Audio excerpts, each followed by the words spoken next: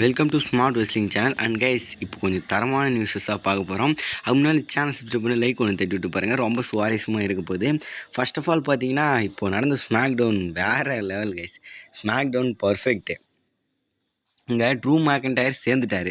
சொன்ன மாதிரியே பார்த்தீங்கன்னா, அவர் சில பேர் ஃபேக்கு ஸ்டோரி லைனுக்காக தான் அவர் சஸ்பெண்ட் பண்ணுறாங்க அப்படிலாம் சொல்லியிருந்தாங்க. அது மாதிரி தான் ஆகிடுச்சு.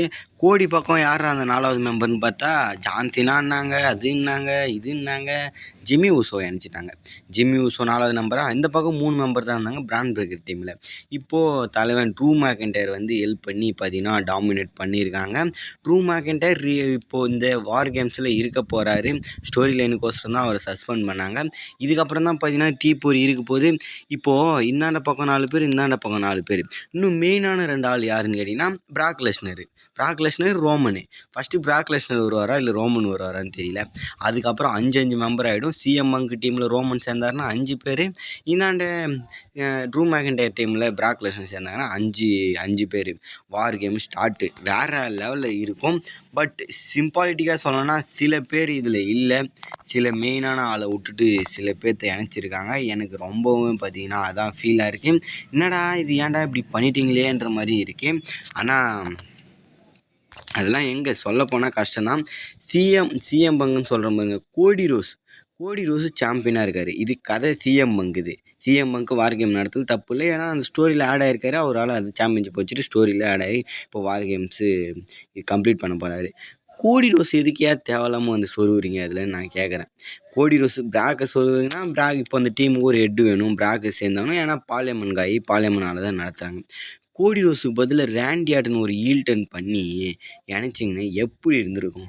ரேண்டி எப்படி உங்களுக்கு என்னயா பாவம் பண்ணா? ஏன் இப்படி பண்ணுறீங்க? அவரை இப்படி யூஸ் பண்ணுறீங்க? சரி, அவர் ஈல்டன் தான் பண்ண தேவையில்ல. பண்ணி கஷ்டப்பட்டு அது கொஞ்சம் இதுவாகும்னு சொல்லிட்டு விட்ருங்க. அட்லீஸ்ட் ரோமன் டீம்லாச்சும் ஜாயின் பண்ண வச்சுருக்கலாமே. ஜிம்மி ஊசோவுக்கு பதில் இவரை ஜாயின் பண்ண வச்சுருக்கலாம். ஜிம்மி ஊசோ நான் ஒன்றும் சும்மாலாம் சொல்லலை. இருந்தாலும் இது முக்கியமான ஒரு ஸ்டோரி, முக்கியமான நம்பராக இருக்காங்க.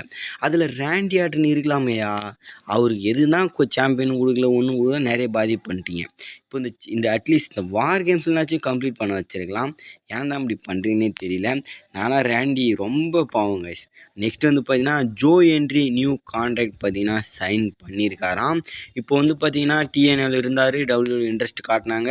டபிள்யூடபிள்யூக்கு சில மேட்சஸ்லாம் வந்து பண்ணார். சில அப்பீரன்ஸ் கொடுத்தாரு. ராயல் ரம்பிளில் வந்தார். இப்போது அங்கே டிஎன்எல் கான்ட்ராக்ட்லாம் முடிஞ்சிருச்சு. டபிள்யூடபிள்யூ அஃபிஷியலி பார்த்தீங்கன்னா கான்ட்ராக்ட் சைன் பண்ணிட்டார். இதுக்கப்புறம் டபிள்யூடபிள்யூ தான் இருக்க போகிறாரு. அது மட்டும் இல்லாமல் இன்னொரு விஷயம் என்னென்னா, இப்போ எடுத்தவொடனே இவர் மெயின் ராஸ்டருக்கு வர மாதிரி இல்லையா. இவர் இப்போதைக்கு பார்த்தீங்கன்னா என்எக்ஸ்டியில் தான் இருக்க போகிறாரா. நான் என்எக்ஸ்டியில் இன்னும் கொஞ்ச நாள் இருந்துட்டு அதுக்கப்புறம் மெயின் ராஸ்டருக்கு வரேன். ஆனால் மெயின் ராஸ்டர் எப்போனா ஒரு டைம் வருவார், அது வேறு கதை.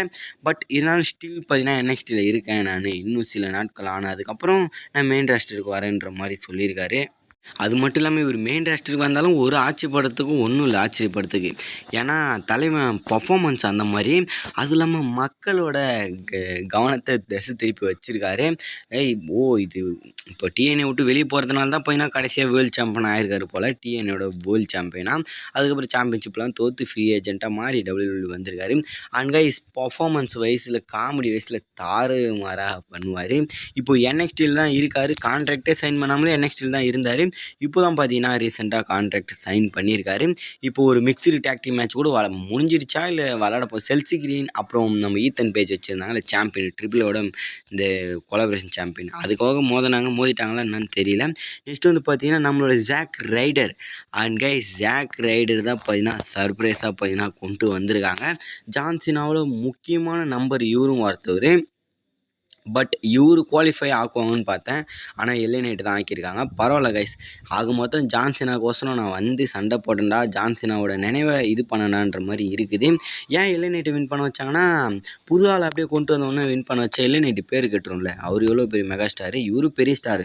இருந்தாலும் இதில் எல்ஏ நைட்டை வின் பண்ண வைக்கிறது தான் கரெக்டு. இங்கே ஜாக் ரைடர் தோற்றுருக்காரு. பட் ஸ்டில் பார்த்தீங்கன்னா பேட்டி கொடுத்துருக்காரு. நான் ஜான்சினாக்கோசரம் பண்ண வேண்டியது பண்ணிட்டேன்.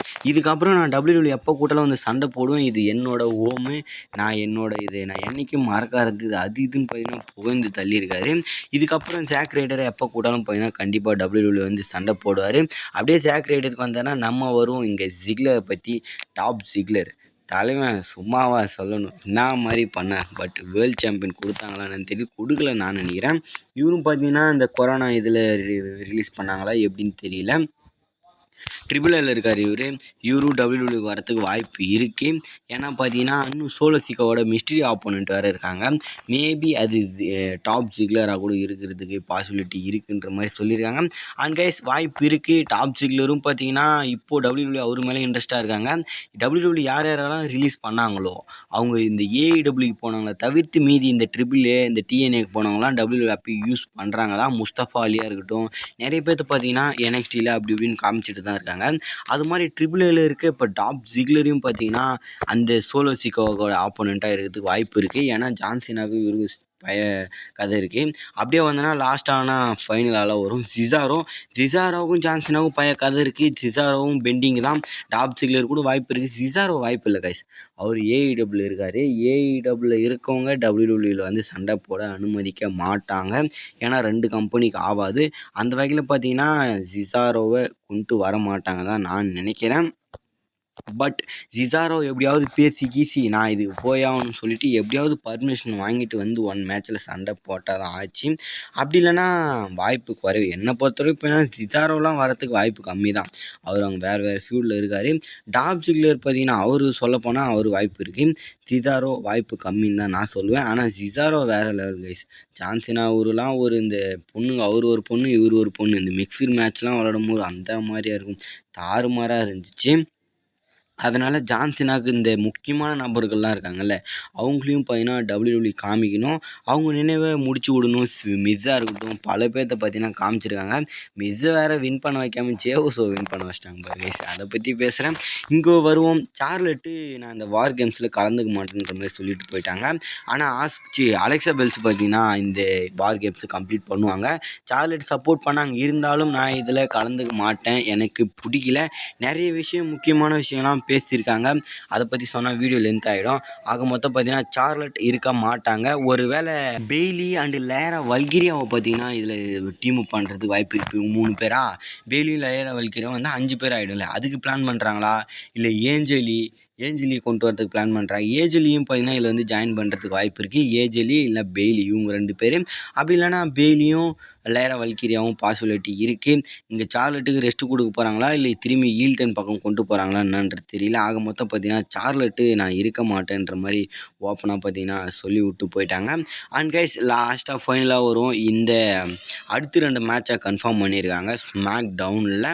அதில் ஃபின் பேலர் விசஸ் பென்டா மேட்ச் நடக்க போகுது. அதை தவிர்த்து பார்த்தீங்கன்னா இங்கே பிரான்சன் ரீடு விசஸ் கார்மலைஸ் மேட்ச் நடக்க போகுது. கார்மலைஸ் பிரான்சன் ரீடு தான் மேபி வின் பண்ண வைப்பாங்க. அப்படி இல்லைனா நம்ம டீமை கொலாப் பண்ணிவிடுவாங்க. பார்க்கலாம். இந்த மேட்சை கன்ஃபார்ம் பண்ணிடுறேன். அவ்வளோதாங்க. சேனலை சப்ஸ்கிரைப் பண்ணி லைக் கொடுத்துட்டு இருக்கோம். Bye guys.